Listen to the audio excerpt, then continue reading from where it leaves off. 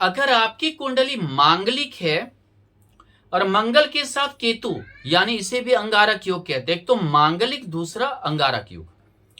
लग्न में अगर मंगल और केतु स्थित है तो मांगलिक और अंगारक योग हुआ। चतुर्थ भाव में मंगल और केतु स्थित है, मांगलिक और अंगारक योग हुआ। सप्तम भाव में मंगल और केतु स्थित है, मांगलिक और अंगारक योग दोनों हुआ। अष्टम भाव में मंगल और केतु स्थित है, मांगलिक और अंगारक योग दोनों हुआ। द्वादश भाव में भी मंगल और केतु स्थित है, मांगलिक और अंगारक योग दोनों हुआ। अब देखिए, दोनों के लक्षण बिल्कुल अलग हैं। कई ज्योतिष ये मानते हैं कि केतु जो है मंगल जैसा व्यवहार करता है, ऐसा नहीं है। केतु दूर दूर तक कहीं मंगल जैसा व्यवहार नहीं करता है। या अगर मंगल और केतु अगर मांगलिक और अंगारक योग बना रहा है आपके कुंडली में, तो पत्नी बहुत ज्यादा रूठेगी, बार बार मायके चली जाएगी। मतलब ये समझिए कि आपका वैवाहिक जीवन नीरस कर देगी।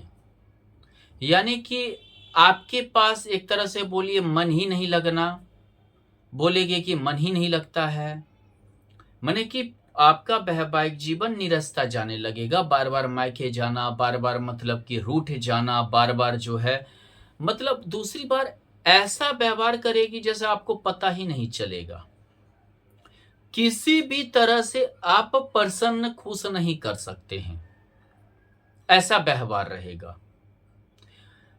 यानी अगर आपको ये बोलेगी कि उदाहरण के तौर पे कि हमें ये सिल्क का साड़ी चाहिए, ठीक है, आपने 5,000 रुपया लगा के सिल्क का साड़ी ले आया, तो फिर बोलेगी आपने क्यों ले आया, इतना खर्च क्यों हुआ।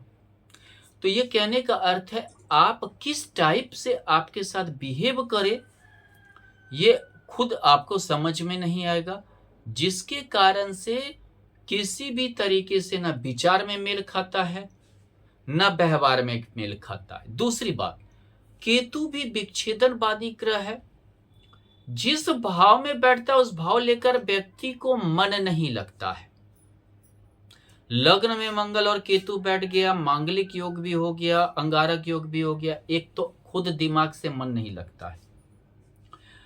और दूसरी बात होती है, केतु में एक लक्षण क्या होता है कि जिस चीज पे जोर लगाता है, पहले तो कोई भी व्यापार या कोई चीज में खूब जोर लगाएगा, फिर उसी चीज की क्रिटिसाइज करता है, दत्त इसमें कोई फायदा नहीं है, इसमें कोई लाभ नहीं है। यहां भी यही परिस्थिति उत्पन्न हो जाती है।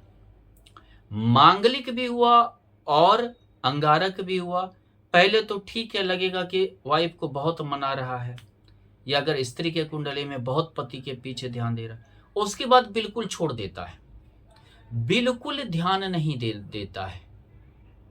मतलब कि ये समझिए कि पहले बहुत ज्यादा दे रहा था, अब ध्यान ही नहीं दे रहा है।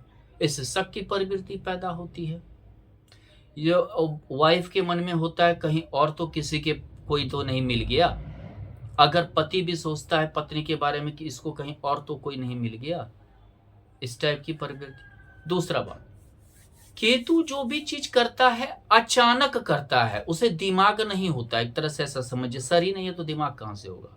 अब मंगल उग्र है, अचानक कुछ फैसला ले लेगी, अचानक मायके जाने का फैसला ले लेगी, अचानक कहीं और ट्रांसफर करा के जॉब का फैसला ले लेगी, अचानक जो है कहीं और रहने का फैसला ले लेगी। यानी तो अगर स्त्री के कुंडली में उसका हस्बैंड अचानक ऐसा फैसला ले लेता है, जिसके कारण वैवाहिक संबंध बिल्कुल गड़बड़ हो जाता है, इंटरेस्ट ही नहीं होता है वैवाहिक जीवन में कुछ भी, जिसके कारण डिवोर्स वगैरह के योग बनने लगते हैं।